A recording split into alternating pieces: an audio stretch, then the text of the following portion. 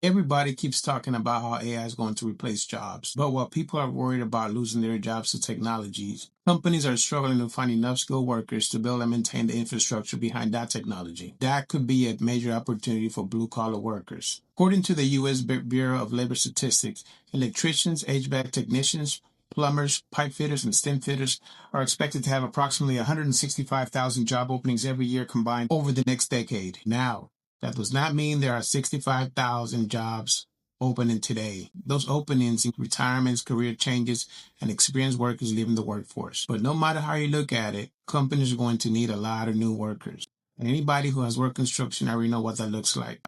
You go to almost any project and hear the same thing. We need electricians. We need pipe fitters. We need HVAC technicians. We need qualified people to do these jobs. So today, we're going to talk about 3 skilled trades that should continue needing workers for years to come. We'll talk about the demand, the money, and what you should understand before choosing one of these careers. Because I'm not here to sell you a dream.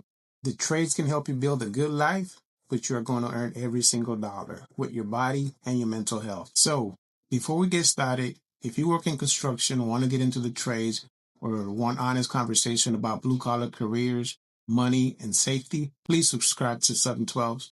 All right, let's get into it. The first trade is electricians. According to the Bureau of Labor Statistics, employment for electrician is projected to grow 9% between 2024 and 2034. The government projects approximately 81,000 electricians opening every year during that period. And when you look at what is happening right now and around the country, that demand makes a lot of sense. We are building data centers, semiconductor plants, battery facilities, manufacturing plants, substations, solar farms, and massive electrical systems. Every one of those projects are going to need plenty of electricians. I personally seen the sites of some of these data center projects, and let me tell you, they're massive. We're not talking about one small building with a few electrical panels. No, we are talking about multiple buildings, 5, 10, 15, generators, formers, switchgear, miles of cable tray, underground duct bands, whole and enough electrical equipment to support a small city. And remember, before AI can answer any question, somebody has to build electrical infrastructure that keeps those servers running. AI might replace certain office tasks, but AI is not showing up tomorrow morning with tools to pull cable,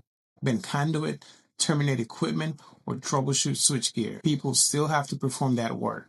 Let me tell you about the numbers before we get started. The national median wage for electrician was approximately $62,000 per year as of May of 2024. But remember, that is the national median. It includes apprentices, residential electricians, commercial workers, industrial electricians, union workers, and people working in lower paying areas. Industrial electricians working overtime on a major project may earn more. Then you add overtime, per diem, specialized experience, and that income can look completely different in the $200,000 per year. But just one thing, you are not going to begin at the top. Most electricians learn through an apprenticeship program and work their way up. You have to learn the codes, read blueprints, install conduit, troubleshoot, and how to work safely around electrical energy. And remember, electricity does not care how much experience you think you have. One bad decision can seriously injure or kill somebody. You have to respect the work and never stop learning. All right, we'll go to number 2. The second trade is heating, ventilation, air conditioning, and refrigeration. We call that HVAC technician. According to the Bureau of Labor Statistics, HVAC employment is projected to grow 8% between 2024 and 2034. The government expects approximately 40,000 job openings every year, and HVAC is more than repairing somebody's air conditioner at their house. You also have commercial HVAC, industrial refrigeration, chillers, ventilation systems, controls, and data center cooling. Think about how much cooling a data center requires. Those servers generate an unbelievable amount of heat, and without chillers, pumps, ventilation, and technician maintaining those equipment, the facility cannot continue operating. The person maintaining the cooling system may be protecting an operation worth hundreds of millions or even billions of dollars. That is not some small or unimportant job. That is the real deal. The national median wage for HVAC mechanics and installers was approximately $59,000 per year as of May of 2024. Highest 10% earn more than $91,000 per year.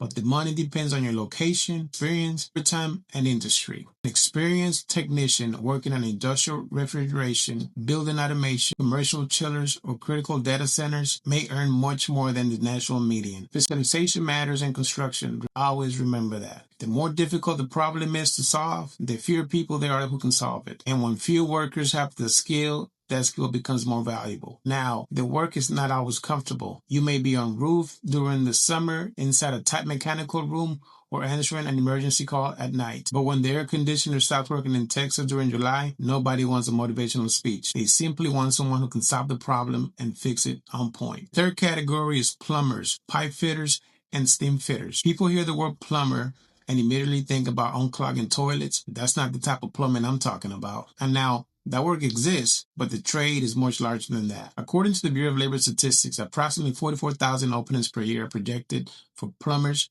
pipe fitters, steam fitters over the next decade. These workers install and repair a system carrying water, steam, air, chemicals, gases, and other materials.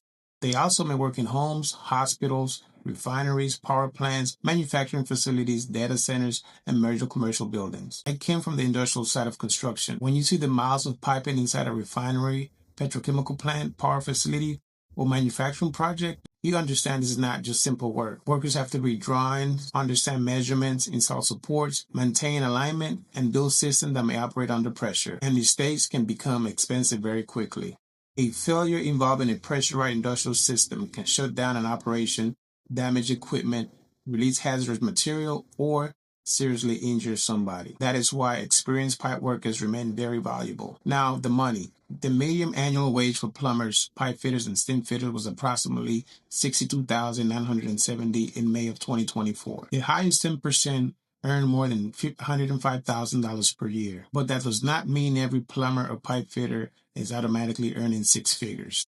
The income depends on the type of work, licensing, overtime, travel, location, per diem, and most importantly, experience. A residential plumber has a different lifestyle from a pipe fitter working shutdowns inside of petrochemical plants. One may stay close to home while the other travels from project to project, work 7/12s per day, and spend months away from family. Neither path is automatically better. You have to decide what fits your lifestyle. I do not want anybody watching this video to believe construction is easy money, because it's not. Yes, you can earn a good living, but you may also wake up at 4 a.m., drive an hour to work, spend all day in extreme heat, and come home completely tired and exhausted. You may work nights, weekends, holidays, shutdowns, or even 7 days a week. That money comes with a big price. And now, construction helped me earn money, go to college, move into safety, invest, and create a better financial life for myself and my family. But I also understand the loneliness, the long hours, and sacrifice working away from home. So do not choose a trade only because somebody online told you that you can make 100,000 plus. Do your research and find out what is going to work for you, or something you think you might be good at. The bigger money normally comes after you develop the skills, accept more responsibility, travel, specialize, or eventually start your own company. My final message. Across these three trade categories, the Labor Department projects approximately 165,000 job openings every year. And that does not include welders, operators, millwrights, iron workers, line workers, instrumentation, safety professionals, laborer, or construction managers. Remember, the opportunities are out there, but an opportunity will not automatically change your life. You still have to show up, learn the skill, protect your health, manage your money, and use construction to build a life you actually want. Construction can be where your dreams go to die if you get comfortable and stop working towards something. Or construction can be where your dreams begin to grow because you use the money, the skills, and opportunities to create something better. Trade is only the vehicle. You still have to decide where you're going. Let me know in the comments which one you would choose, electrical, HVAC, or plumbing and pipe fitting. And if you're already working in one of these trades, tell us what beginners need to understand before entering the industry. Please subscribe to 712 for more honest conversation about construction, skilled trades, money, and building a better life through blue-collar work. I'll see you on the next one.